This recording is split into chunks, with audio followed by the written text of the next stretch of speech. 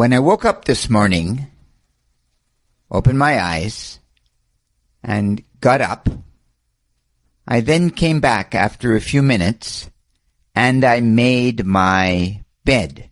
I listened to my affirmations, and I made my bed. Now, later in the day, I was in school in a classroom, and I asked how many young people had actually made their bed this morning, and very few had made their bed. And the question becomes, why not? Well, some say I don't have the time, others say my mother will do it, some further, I just don't care. But all sorts of studies show us that if we want to live an integrated life, if we want to grow, if we want to mature, we must begin the day by making our bed. Now, it does not have to be a fantastic job. It does not have to be the job that perhaps a hotel would do when it makes our bed for us, things along this nature. But it has to be an attempt to close the night and open the new day. Because I guess what a person really doesn't realize, that each and every day is precious, is truly precious, whether it's a good day or a bad day.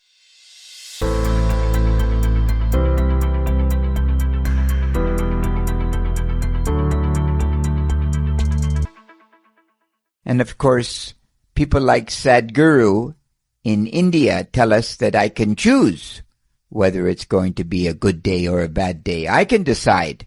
And of course, as I've said many times, some days I decide that it's not going to be a good day. I'm late. I haven't done my homework. I've had bad dreams, and I think I'm the same as all of us. You know, not every day can be a good day, but there are days when the sun is shining and I hear the birds cooing in the morning, and it is a good day. But either way, whether it's a bad day or a good day, I always make my bed.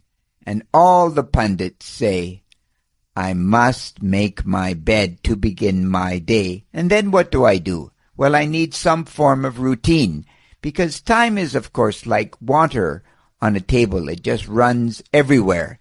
And a routine is something that I create myself, and I do every single day. And it gives me a structure to my life, a sense of order. So every day I make my bed. I then proceed to shave. I then have a shower. I write in my notebook, and I say my prayers every single day. And this is what I do. But of course, everyone has their own ideas. Some people can get up at 5 o'clock in the morning and they go for a run, for instance. I can't do this. It's too early for me. But whatever it is, we need a routine. And after we have a routine, then the day begins. We can't begin to plan what will happen on this magnificent day.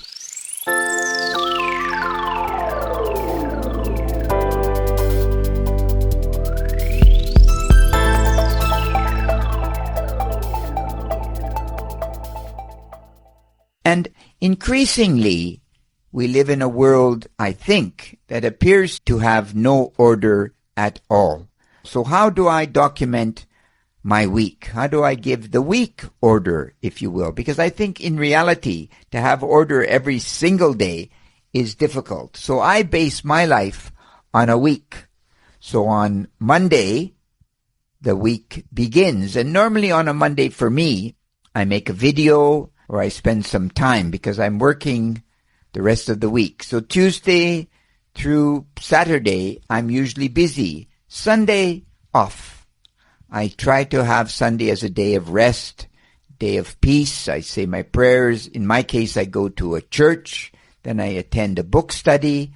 I have the evening with friends if I can, and then Monday starts again. But the highlight or the high point of my week is Saturday evening, because Saturday evening I write my blog. Now, I know for sure that my activities are not world famous at all. They're very humble. But for me, they give me a sense of order and a sense, if you will, of peace, because peace is something that we must nurture ourselves.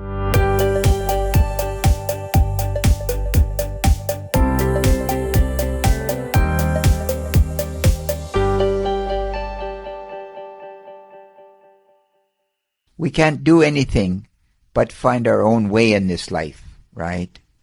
You know, because when we wake up at about 20 years of age or so, and we have this wonderful thing called consciousness, for most people, at least the existentialists tell us for most people, we have a sense of existential angst. We have a sense of fear.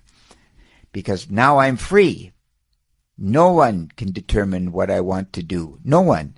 It's up to me. Whether I truly decide to go to school is up to me. Now, we get fooled, don't we, in a way, because we go to school. Why do I go to school? Well, I go to school to get a job. But that's a lie, because the jobs are changing so dynamically in the modern world. So I should go to school to learn how to think, not at all for some specific job, unless, of course, I'm a professional, a lawyer, a dentist, a doctor. But even then, I must continue to learn for the rest of my life. And then after this, after I finish my education, I will get a job. And in that job, initially, I will for sure be a wage slave. I will have to sell my time for money. And it is only later that I will actually become free and decide my own path if I want. But many people, most of us maybe, will never be free. We will always be wage slaves, always believe that money will make us free. But sadly, it doesn't. Money doesn't.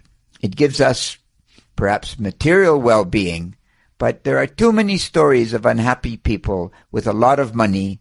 But conversely, poverty is also not the solution to happiness, right? Happiness, as Aristotle tells us, is a journey towards perfection, maybe even in a religious or a spiritual sense, linking, once again, like perhaps Hegel's Geist, history unfolding. But it all begins ultimately with, of course, once again, making my bed. So when I open my eyes, I think to myself, I must make my bed so I can begin the day. And you know what they say? You know what they say. Critical thinking is necessary, and certainly it begins with making the bed with some sense of order, and critical thinking is great. Truly great. You take care. God bless. Bye-bye.